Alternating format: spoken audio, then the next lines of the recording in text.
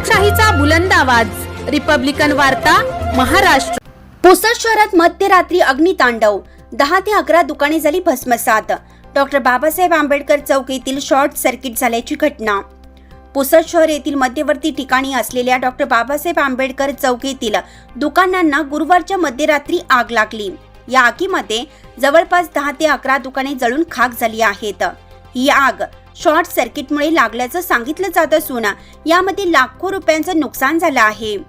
या आगीत किराणा दुकान, 2 मोठे हॉटेल, पान सेंटर, वेल्डिंग दुकानाचे फार मोठे नुकसान झाले आहे। मिर्झा अहमद बैक, अरुण विश्वनाथ डाके, अनिल अरुण कुमाळे, अविनाश सीताराम बोरले, शेख इरशाद शेख, अफसर अब्दुल साजिद अब्दुल मजीद, जुबेर अहमद खान, नासिर जमा खान, अहमद उमर खान, अहमद फैजल, अहमद रशीद, मोहम्मद जुनेद, मोहम्मद रशीद यांची दुकाने आगीत जळून खाक झाली आहेत।